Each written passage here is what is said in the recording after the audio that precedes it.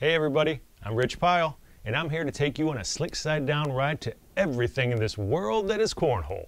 We're going to talk about the tournaments, we'll talk about the players, we'll talk about bags and boards and equipment. We're going to talk about the players who are red hot and shooting lights out.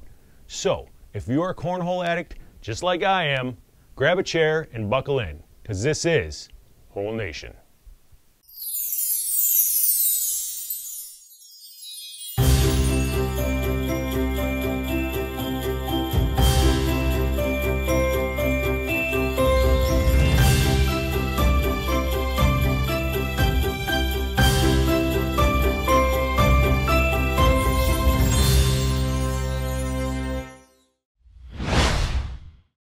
We're back.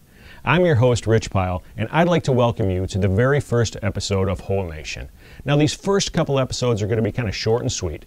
As our crew continues to prepare and get more information together for the next upcoming episodes, that's going to take us all the way through to the next season. It's going to go all the way to the World Championships in July. So, yeah, you guessed it. You guys got me every week all the way through July. And for that, I've got to say, sorry. Speaking of championships in July, the American Cornhole is about to announce what the location is going to be for this next World Champion. And as soon as we find out what the location is, we'll make sure that we pass along the information. And you know, we might be the ones that let you know where the championship is actually going to be. So that's what kind of clout that we have right here at Hole Nation. So let's start off by looking at this past weekend's results. The ACO had not one, but two majors around the country. The first one being in Dodge City, Kansas, where the ACO made its major debut. Let's look at the results. In the singles division, it was Tyler Embry who took first place. And in the doubles, it was two familiar names, Kyle Anderson and Mark Smothers, who won that championship. In the co-eds, it was Kyle Anderson again, and his partner, Linda Oglesby, who won, and Linda also took the women's title. In the seniors division, it was my buddy, Mike Schaefer. Mike, by the way, comes to all of my regional tournaments up here in Michigan, and I really appreciate that. Way to go, Mike. Good shooting, buddy. And finally, in the blind draw tournament, it was once again Kyle Anderson and his partner, Randy Johnson. Which brings me to point. We're going to have to probably next year name this tournament the Kyle Anderson Major, as to the fact that he took 3 titles in Kansas. Great shooting, Kyle. The Old West Commissioner, Eric Rico, also known in the dance world as Rico Suave, had this to say after his major. And I quote, "It was a promising start for the Old West Conference, with his players coming together to face each other with top competition from around the country. It was a fulfilling experience watching all of his players push their way through the ACO Major with top competition, showing that we can contend even though we're young in the game."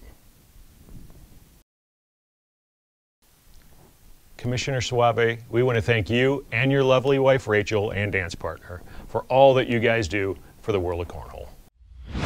Moving on, we're going to go down to the Rock Hills Major in South Carolina. That's Ryan LaBelle's country. Ryan LaBelle, man, I love that guy. I could listen to him talk for like 20, 30 seconds maybe. I don't know. I just love that accent.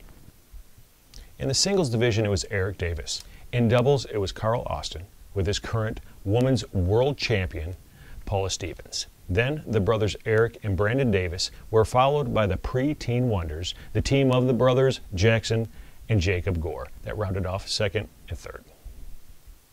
And in the women's division, it was Tammy Williams, the part of the world champions co-ed team from season 14 that took her first place finish for the second time this season. In the seniors division, it was Bobby Mumper. In the co-eds, it was Paula Stevens, who kept her hot streak going with her partner Carl Austin, who had a good weekend himself as he won the blind draw tournament with his partner Brian Lynn. And in juniors, it was Austin Swan, who took the championship. Great shooting, Austin. And in other cornhole news, the ACL is going to be putting on their Land Shark co-ed tournament. Now, it's going to be in Myrtle Beach, South Carolina. 64 teams had to qualify for a purse of $10,000. We want to give a shout out to the team of Peter Burke and Greta Schultz. Good luck, guys. After the Christmas and New Year's break, American Cornhole is going to be serving up 5 majors back to back to back to back to back to back. And we're going to be kicking off the second half of our historic Season 15 with a potential of $20,000 up for grabs. We're getting close to the end of this episode, but before we do, we need to take a look at the world ranking leaderboards. And in the juniors, it's Isaac Hurton first, followed by Tucker Helms. Current junior world's champion Austin Cameron is in third, and Michael Spranker and Eddie Ringer round off the top 5. For the women's, there's no surprise there, with Tammy Williams leading the pack. Whole Nation correspondent Tina Candler with wife ACO pro Chuck Norris lookalike Erin Candler is in second. Tina Armstrong is in third, Linda Oglesby is in fourth, and the legendary Sherry Eggleston is in fifth. I think it's obvious that by looking at this list, if you want to have a clear chance and a clear advantage in the women's division, you need to have a name that starts with T.